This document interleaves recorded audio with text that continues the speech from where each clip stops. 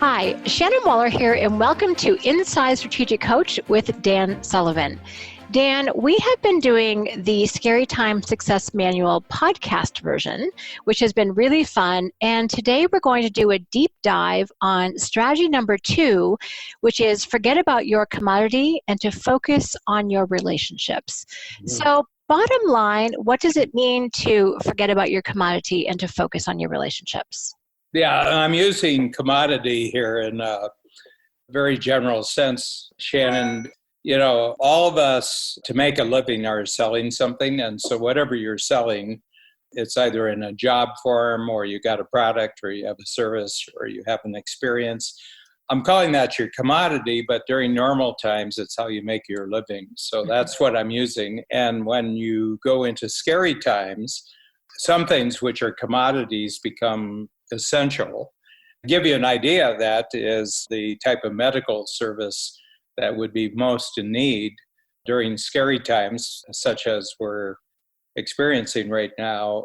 That goes right to the middle of the spotlight as far as being crucial.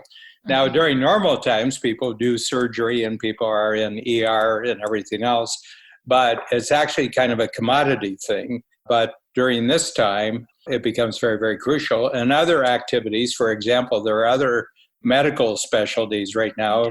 They're laying off their teams and they're basically the doctors have nothing to do. So it's not essentially about being a doctor. It's just that particular medical specialties go right into the spotlight and they become very important.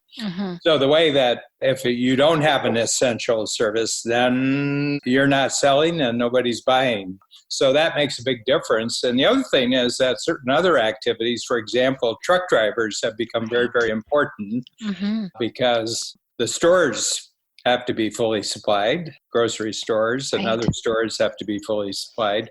And so there's been a lot of articles. I've been on the internet this week, and I'm going to say that for a couple of weeks anyway, that truck drivers are far, far more important than Hollywood celebrities who are expected to go and be self-isolated, and we really don't want to hear about their views on the world during this period of time. So their celebrity is not in demand right now.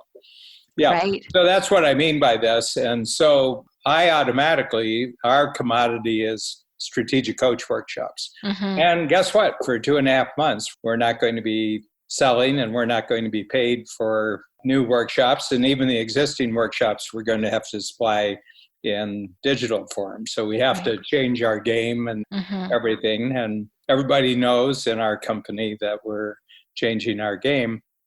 So the big thing here is that the strategy is take for granted that everything has shifted and the normal is no longer normal and you're in special times. And therefore, instead of worrying about how you're going to get paid doing your normal work or providing your normal value, just take for granted that if you do, that you're in. It's lucky, but generally speaking, don't count on it. And what I do is I switch immediately. What are my most important relationships now? And how do I bring value to my most important relationships? And that's my whole thing here. And I can tell some stories as we go along to show the power of this. Once you make the switch and you go out and you help other people create a new future because the old future doesn't work anymore. I think, Dan, that's a really important point, and you have some great stories. And if anyone listening has not seen our Scary Times Success Strategies video, you just lay out a whole path in that, Dan.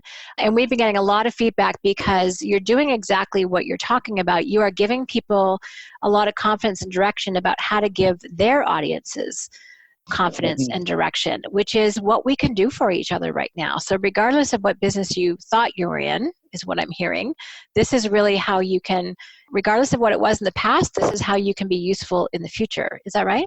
Yesterday, you and I were on a call and I said, it's kind of like the end of one Monopoly game.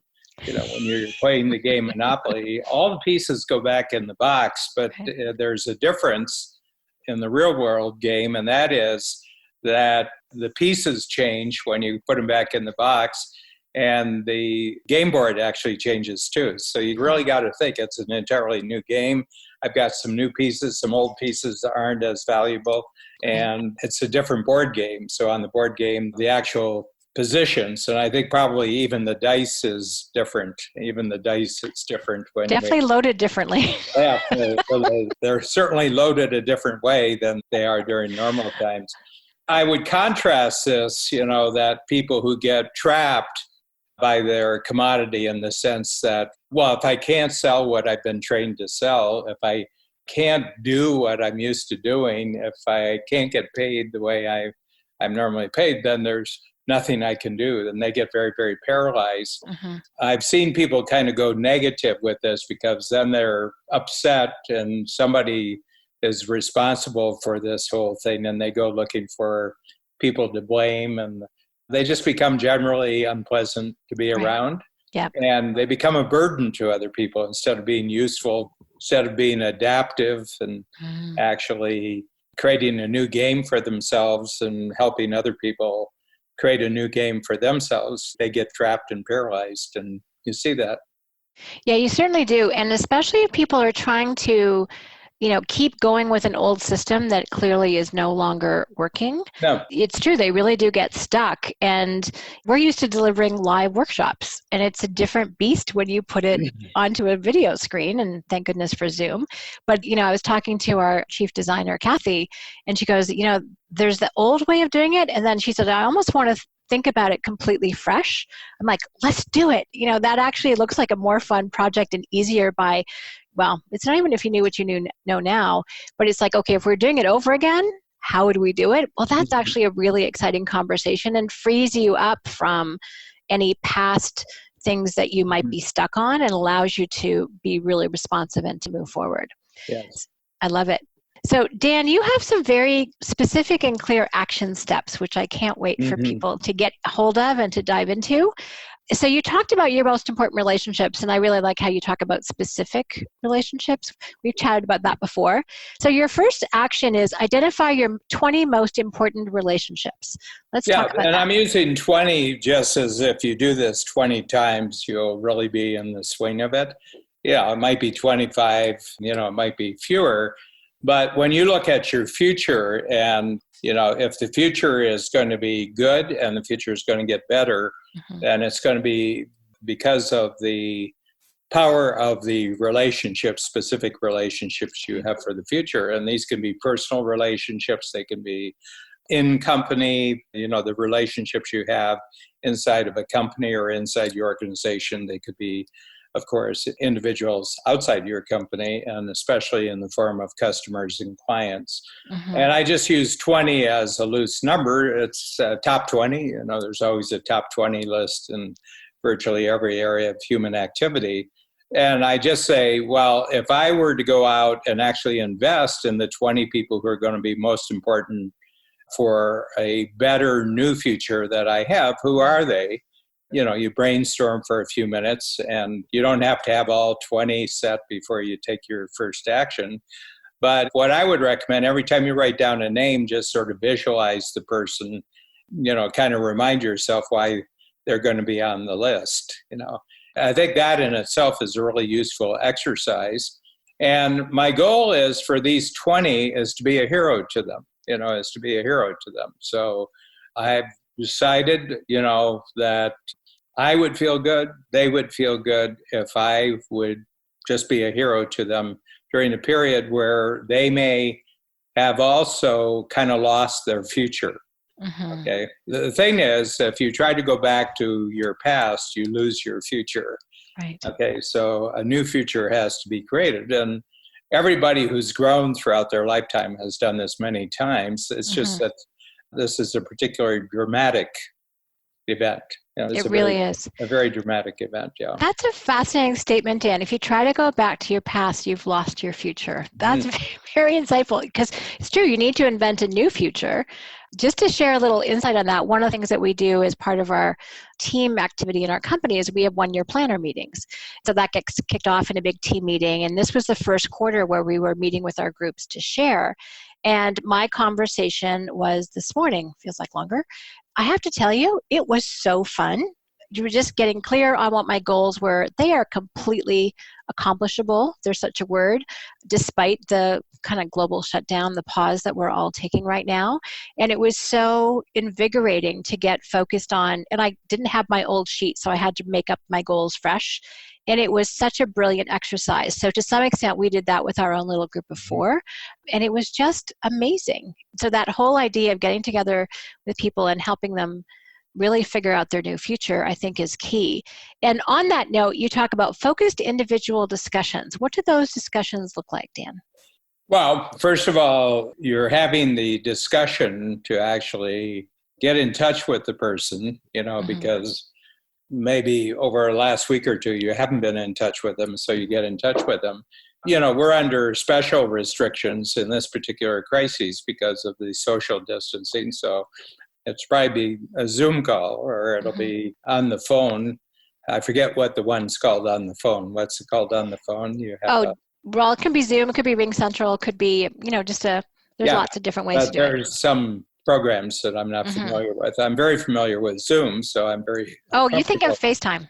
FaceTime, that's the name of it, yes. I know people do that. I know people use their cell phones. I'm very, very familiar with that. It's true. Yeah, but it's an experience to be savored the day that I actually have it, but I haven't had that experience yet. But I've had lots of Zoom calls, so I'm very comfortable with that. So basically, you're going to have a conversation. And as we go along here, this is a special kind of conversation because the conversation from your standpoint is going to be all about them. Yep. Okay. And you're going to set yourself the goal to have it last at least an hour, then have flexibility. If it lasts 2 hours, you have the flexibility to do that. Right. But the conversation isn't going to be about you. And it's especially, absolutely, not going to be about your commodity. It's not about your job. It's not about your product. It's not about your service. It's not about anything that relates to you. It's all about them. And the best way of doing that is to ask questions, actually ask questions. And the reason is because there's one thing that the human brain cannot ignore, and that's actually a question. And if the question is about them, then you'll have them in a position where they can start thinking about their thinking in a way that they've probably not done since the scary times started. The conversation that you will have with them will be probably the most special conversation they'll have with anyone during the entire period of the scary times. And that's my goal when I do it, is that I have the best conversation and I'm at my best, but it's all about them. Well, I really like, Dan, that the focus is 100% about them, not about your commodity, but also not about commiserating, which I think is what a lot of people's default is, like, oh, what's your experience? Here's my experience. And it's like you kind of go back and forth in exchange, but it's talking about things, it's talking about people, it's talking about events. It's not talking about your thinking or your future. And so really, it's a very, very, very different conversation. I want everyone listening to get super clear on that. It's 100% not about you and 100% all about them. Now, Dan, I think I know the question that you're going to suggest. So you've had a question, and one of our clients nicknamed it the DSQ, the Dan Sullivan question. We internally refer to it as the R factor question, and R stands for relationship. But there's a question that you've hit on that has been really profound to really elicit this kind of future and their thinking. So let's dive into that. Yeah, well, it's something that has developed over about 45 years of coaching entrepreneurs. What I do is I simply pick a time period in the future, a date in the future. And this could be in years, or it could be in quarters, or it could be in months. But a good one for right now would be 3 months. Okay, so, we're still early into the current crisis with the worldwide virus. And I'd say, so the question is, if we were having this conversation, it was 3 months from now, and you were looking back over the 3-month period, so you're actually in the future and you're looking backwards, back to today, what has to happen in your life over the next 3 months, both personally and professionally, for you to feel happy with your progress? Okay. if the individual is really as important as you think they are, they'll be very open to the question. Okay. One of the reasons you've put them on your list, and you could even tell them, the person saying, I was just put together a list of people who I thought it would be really important for me to talk about, kind of what's going on in your life and what's happening. And you were right at the top of the list. So I'm just wondering how you're looking at it. And I have a question for you, and you ask the question. And it may seem uncomfortable asking the question, but actually the question has an enormous power to it, because you're asking the person to imagine a future that maybe they haven't seen before this. Because what happens when there's a crisis, when there's a scary times crisis, the future that you thought was just normally what you were expecting was going to happen as a matter of course, right, all of a sudden has been interrupted, the future. And I think a lot of people are shocked because the future they thought they had has gone, and they don't have a replacement. They don't have a replacement future. Mm-hmm. And it's hard to do it on your own, but someone asking you this question will be of great assistance to you. So this is actually the greatest thing you can do for another person who means a lot to you and who is going to mean a lot to you in the future. This is the greatest thing that you can actually do during scary times, is ask them the question about what the future looks like from the 3 months out, and maybe down the road you can have a second conversation and you can extend it a year out and everything, but I think 3 months will do the job here. And then they ask the question, and specifically there's 3 things you want to go after as the conversation around the question, their answer develops. And that is, do they have any dangers right now that have to be eliminated in the next 3 months? And that would be tremendous progress if they eliminated this danger. Because danger is about fear. And, our brains are structured in such a way that we feel fear first, the amygdala, the famous amygdala, We didn't survive as a species this long without having a healthy priority for things that scare us. Right. And the other thing is then opportunities that are available right now, but they need to be captured in the next 3 months. So you have fears, and there's excitement around opportunities. And there's lots and lots of opportunities right now. People say, well, fear about what? And I say, well, it could be fear about anything. Yeah. It could be fear about money, could be fear about health.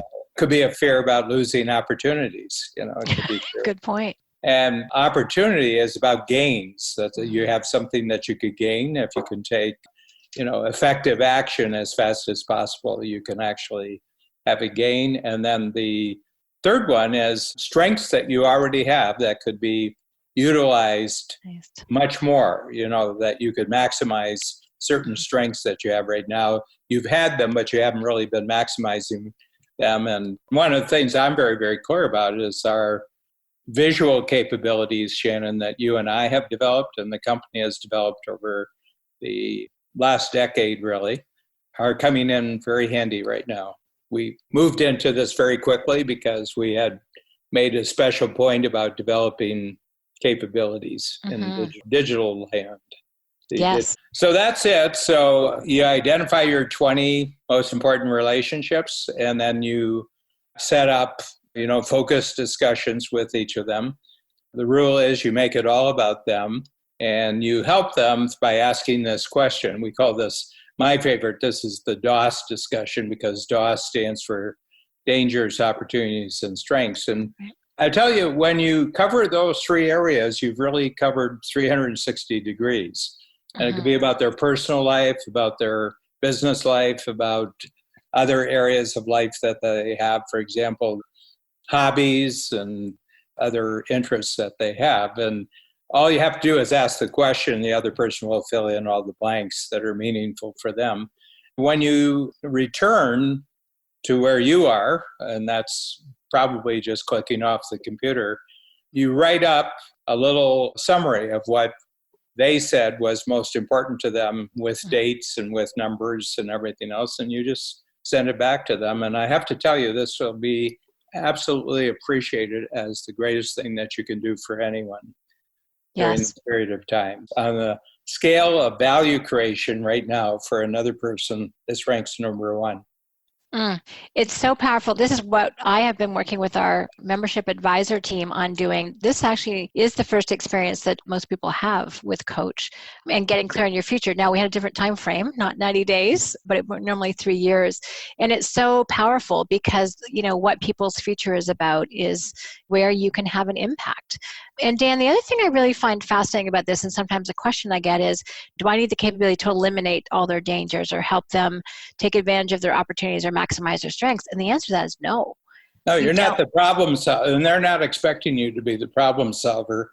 The problem that you're solving is the biggest one, and that is that until you set up the meeting and you set up the circumstances where this could be talked about, they really couldn't think about the biggest problems they had. The problem isn't the problem. The problem is people don't even know how to think about the problem.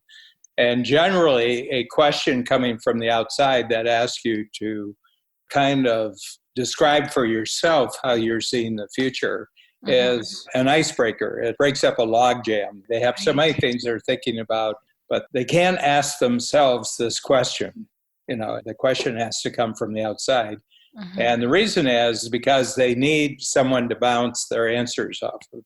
So, I came up with this about 30 years ago, and I'm just amazed to this day how it just always works. It just always works. And what I love is that you're sending people back, in the letter format, caption conversations, and the sending it back to them is a transformational experience for them. Because as you pointed out, Dan, people don't always remember what they've told you, or when you reflect it back to them in a really organized way, here's what 90 days from now you said needs to be true for you to be happy with your progress. And relative to that, here's the biggest dangers to be eliminated. And here are the opportunities to be captured. And here are your strengths to be maximized. Because most people never talk about their strengths, and you can get through this time period by trying to do everything and work on your weaknesses, but that's not going to be the success strategy. The success strategy is actually going to be playing to your strengths. And when they get to see that, it looks almost very different than the conversation. It's not. They're going to think you're a genius. And it's like, well, that's what they do. One of the interesting things that I've noticed that when you're answering a question like this, okay, and I've been on the receiving end myself in a lot of different situations, you never remember what you're saying to the other person. I mean, you have no recollection of the actual words that you've actually used, and you haven't done it because you're actually picturing yourself in the situations. Okay, so you're highly visual, I notice. And all you've done is ask a question about dates and looking back. But I think the big thing is the person didn't know they had a future, and you've just put them in the future. Yeah. So you actually introduced them to their future.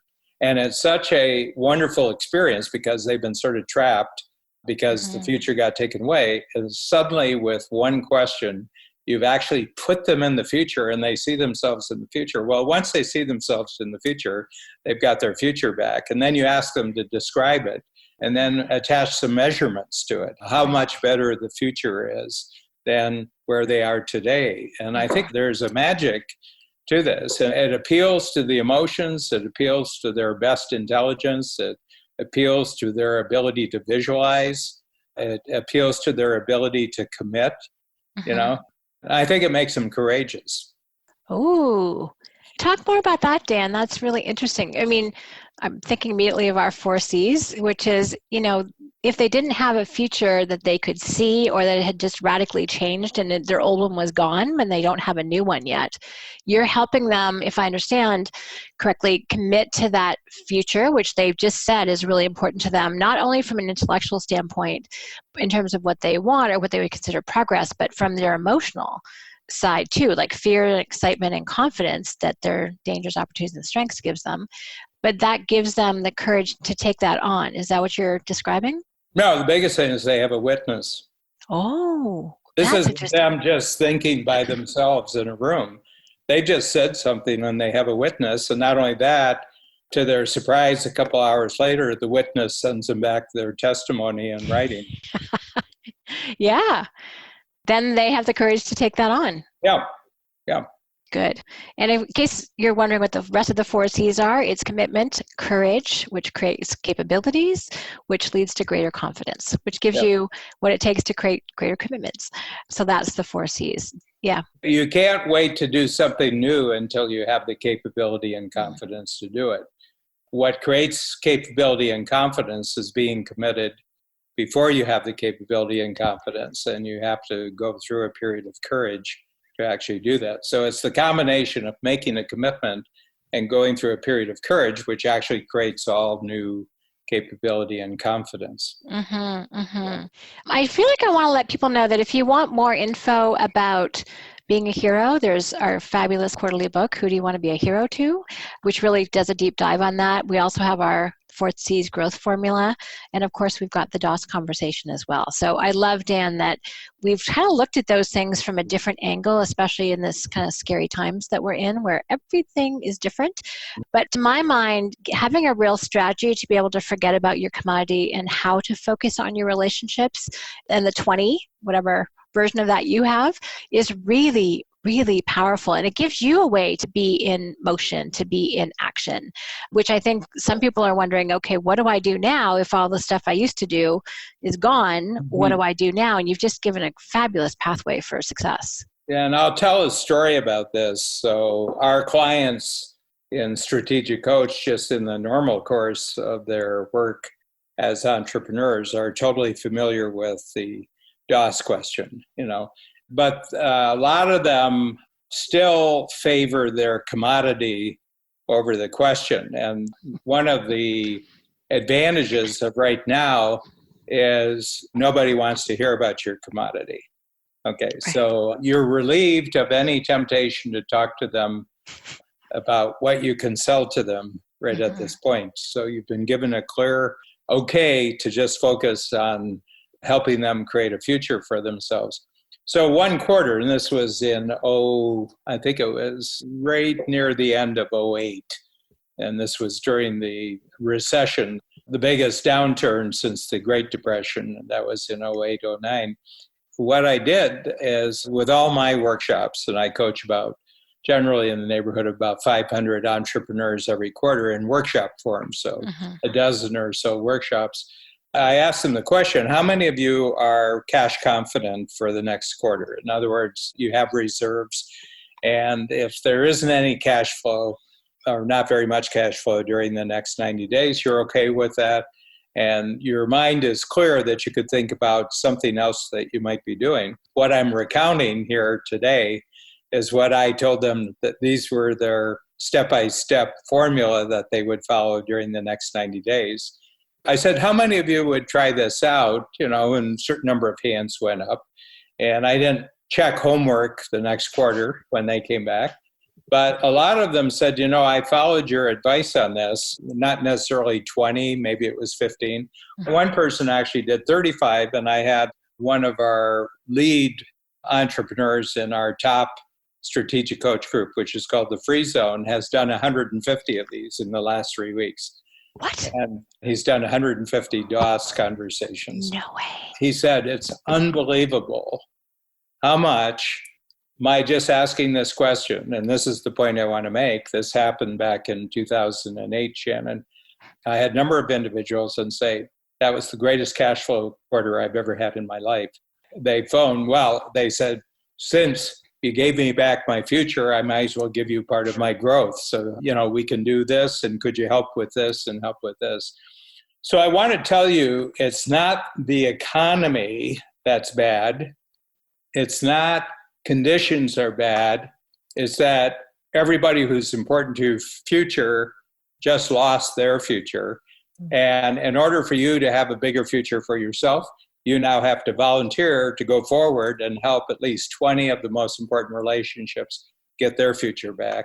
And if you just follow this formula, all of a sudden everything will clear up and there will be new ideas, there will be new opportunities, and you'd be amazed at how much business will actually return to you as a result of you being willing to set aside for now what you do for a living to help someone else actually create their future. Brilliant. On that note, Dan, thank you. I love the positive course of direction that you set and the 100% focus on someone else, and of course the brilliant DOS conversation with which to do that. So as always, thank you so much. Thank you, Shannon.